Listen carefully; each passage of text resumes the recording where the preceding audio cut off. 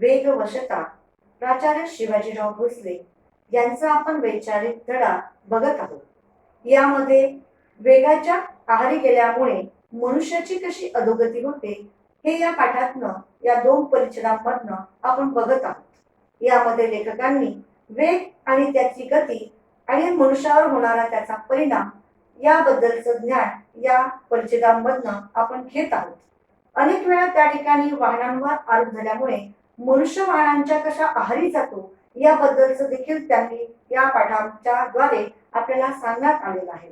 किंवा त्या ठिकाणी आपल्याला परिचय करून देताना दिसत आहे की मनुष्य, त्याची गती ही आपल्या जीवन चक्राचं कसं नातं आहे आणि या जीवन चक्राने आपलं जीवन कसं त्या ठिकाणी आपण अधोगती करत असतो याबद्दलचं ज्ञान या पाठाच्या माध्यमातून आपल्याला देताना दिसत आहे. आपण 2 परिच्छेदांमधनं पाहतच आहोत की मनुष्य घराच्या बाहेर निघाल्याबरोबर वाहनांवर आरूढ होतो आणि वाहनाचा कसा जास्तीत जास्त वापर करतो या संबंधीचं ज्ञान देखील लेखक देताना दिसतात.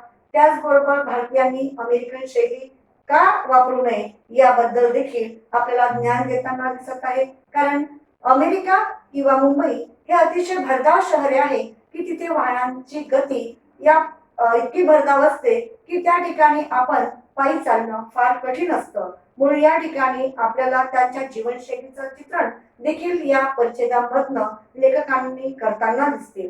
त्याचबरोबर आपल्याला असणारी विविध पुण्यातील स्थळे, त्यातील असणारी रस्ते, त्यांची नावे याचं देखील ज्ञान करून देताना आपल्याला दिसत आहे. लेखकांच्या मते वाहन आणि त्याची गती आपल्या जीवनाशी कसा त्याचा संबंध आहे याबद्दलच जणू काही आपल्याला या ठिकाणी सांगताना दिसत आहे की मनुष्य आणि त्याचं या जगामध्ये वावरत असताना वाहनांची कशी आपल्याला गरज भासते, परंतु या ठिकाणी वाहनांचा वेग देखील तितकाच आपल्याला किती महत्वाचा आहे याबद्दलचं ज्ञान आपल्याला देताना दिसत आहे. या वेगवशता या 2 परिच्छेदांबरोबर तिसऱ्या परिच्छेदाच्या वेगवशतेचा वेग काय आहे याबद्दलचं ज्ञान आपण या तिसऱ्या परिच्छेदांमधनं घेऊया. वाहनांचा वेग वाढला म्हणजे त्यावरचा ताबा कमी होतो. पुढचे वाहन मागे टाकून पुढे जाण्याच्या हव्यासामुळे अनेक अपघात होतात. आपल्याला माहिती आहे की वाहनाचा वेग आपल्या हातात असतो. कारण माणसं हे वाहनावर आपण आरूढ झालो, स्वार झालं की वेग आपल्या हातात असतो. त्याला कमी करावं की जास्त करावं हे त्या वाहनांवर बसणाऱ्या व्यक्तीला माहिती असतं. मग आपण काय करतो की वाहनांवर बसला की त्या ठिकाणी आपोआपच त्या ठिकाणी वाहनाचा वेग हा वाढला जातो आणि त्यामुळे त्या ठिकाणी पुढचे वाहन मागे टाकून पुढे जाण्याचा हव्यास अनेक अपघात होतात. आपण काय करतो की मागचा पुढे गेला आणि आपण मागे पडलो तर आपल्याला त्या ठिकाणी जणू काही आपण मागे पडू नये याची चढाओढ निर्माण होते आणि मागचा समोर का गेला म्हणून आपलं वाहन याची गती वाढवून आपण त्याच्या समोर जाण्याचा प्रयत्न करतो आणि या हव्यासामुळे या ठिकाणी अनेक अपघात होताना दिसते. आपण अनेक वर्तमानपत्रे, टीव्ही यामधून आपल्याला या अशा बातम्या ऐकतात की प्रत्येक वेळेस वेग जो आहे त्याची गती जी आहे ती जास्त होती, त्याला कंट्रोल करता आले नाही म्हणून अपघात झाला. अशाच प्रकारच्या बातम्या आपल्या कानावर ऐकायला मिळतात. म्हणून या ठिकाणी रात्रीच्या वेळी विलक्षण वेगाने धावणारी गाडी ही रात्राणी म्हटली जाते. आपल्याला माहिती आहे की सकाळपासून संध्याकाळपर्यंत रस्त्यावर आपली ये-जा सुरू असते, वाहनांची ये-जा सुरू असते. आपल्या त्या ठिकाणी रस्ता हा केव्हा शांत होतो तो सायंकाळी, आणि सायंकाळी फक्त एकच त्या ठिकाणी रस्त्यावरचं भरधाव वाहन असतं आणि ती म्हणजे रेल्वे. आणि म्हणून लेखकांनी तिला रात्राणी म्हटलेलं आहे. आपल्याला माहितच आहे की रात्राणी असं एक झाड आहे की त्या ठिकाणी ती रात्रीच त्या झाडाला फुलं फुलतात. रात्रीच त्या ठिकाणी असणारा जो परिसर आहे तो परिसर ती रात्राणी छान दरवळत असते, सुगंधित करीत असते. पूर्ण परिसर तिथला त्या ठिकाणी रात्राणीमुळे त्या ठिकाणी फुललेला फुलांनी सुगंधित झालेला असतो. अशी ही रात्राणी लेखकांनी रेल्वेला म्हणून उद्देशून त्या ठिकाणी म्हटलेली आहे. पण लेखकांना नेमका हा देखील प्रश्न पडतो की ही रेल्वे रात्री भरधाव धावत असते, त्यामध्ये अनेक प्रवासी झालेले असतात किंवा आरूढ झालेले असतात. मग लेखकाला पुन्हा प्रश्न पडतो की ही रात्री असणारी रेल्वे गाडी ही भरधाव का धावावी, कारण त्या ठिकाणी अनेक प्रवासी आहेत आणि प्रवासांचं जीवन त्यामध्ये आहे. मग असे हे प्रवासाचे जीवन या गाड्यांनी का धोक्यात घ्यावं? कारण प्रत्येकच वेळेस आपल्याला भरधाव जाण्याची गरज भासत नसते, कारण की आपल्याला माहिती आहे की एखाद्या दिवशी आपली स्पीड कमी जास्त होणार. रोजच आपली त्या ठिकाणी आपल्याला उशीर होऊन आपण भरधाव धावाल का? मूळ लेखकांना हा प्रश्न पडतो की या ठिकाणी असणारी रात्री भरधाव वेगाने प्रवास करून पार पाडावी एवढी महत्वाची कामे दरवेळी असतात का?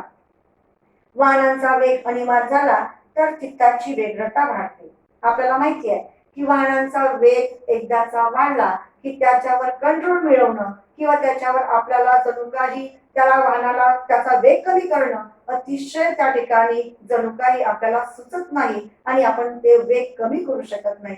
त्यामुळे काय होतं की त्यामुळे चित्ताची वेगळता वाढते, म्हणजे आपलं मन या ठिकाणी विचलित होऊन जातं. डोळ्यावर, मनावर, शरीरावर ताण पडतो. आता नेमकं काय करावं? आपला वाढलेला वेग कमी करू शकत नाही. आपला वेग कमी न होता आणखी त्या ठिकाणी आपला वाढत जात आहे. त्यामुळे आपल्याला धाकधूक निर्माण होतं. आपल्या डोळ्यावर, मनावर आणि शरीरावर ताण पडतं. कारण आपल्या आजूबाजूला देखील अनेक वाहने असतात, आपल्या समोर वाहने असतात, आपल्या मागे कोणीतरी बसलेलं असतं. हा प्रत्येकाचा जीव आपल्यामुळे धोक्यात जाण्याची संभावना जास्त असते, कारण आपल्या वाहनाचा आपला नकळत वेग वाढलेला असतो आणि त्याच्यावर आपल्याला ताबा आपण मिळू शकत नाही हे देखील आपल्याच मनाला माहिती असते. म्हणून आपला नेमका वेग कुठे थांबवावा, आपली गाडी कुठे थांबू शकते, आपण किती लोकांना या ठिकाणी अपघातामध्ये सामील याची जणू काही आपल्या मनावर या ठिकाणी ताण पडत असतो. शरीरभर अनावश्यक स्पंदने निर्माण होतात आणि आपल्या शरीरामध्ये कंप, घाम सुटायला लागतं. आता नेमकं मी त्या वाहनाला कुठं थांबावं, कसं थांबवावं, मी या ठिकाणी काय करावं, या स्वरूपाचं अनेक प्रकारच्या मनामध्ये प्रश्न निर्माण होत असतात. हादरे बसून मज्जातंतू आणि मणके कमकुवत होतात. सतत वाहनांचा जर वापर केला तर आपल्या बुद्धीला किंवा मणक्यांना अनेक प्रकारचे झटके पडतात आणि त्यामुळे आपले मणके आपल्या त्या ठिकाणी शरीरावर अनेक प्रकारचा त्या ठिकाणी कमकुवत होत असतात. आपले मणके, आपली हाडं त्या ठिकाणी कुचके, कमकुवत होऊन त्या ठिकाणी अनेक व्याधी त्या ठिकाणी निर्माण होत असतात. कमरेची आणि पाठीची दुखणी ही वाहनधारकाची व्यथा असते. आपल्याला माहिती आहे की सतत वाहनाचा वापर केला, रोज वाहनांचा दूर पल्ल्यावर त्याचा त्या ठिकाणी वापर केला तर अनेक लोकांच्या कमरेला, मानेला, पाठीला ताण पडतो, दुखतं. त्यामुळे अनेक लोकांच्या तुम्ही बघितलं असाल की मानेचा पट्टा, कमरेचा पट्टा अनेक ठिकाणी लोक हे वापरून आपले वाहन आजही आपल्याला चालवताना दिसत आहे. बसणे, उठणे, चढणे, उतरणे, चालणे, वळणे, वरखाली पाहणे या मुक्त हालचालींचे संगीत विसरून स्वतःला वाहनांशी जखडून ठेवणे आणि वाहनांचा वेग अंगीकारून आपल्या शरीर व्यापारात अडथळे निर्माण करणे हे धोरण निसर्ग विरोधी आहे. लेखक म्हणतात की आपण काय करतो, वाहनांवर स्वार झालं की आपला व्यायाम करणं आपण सोडून देतो.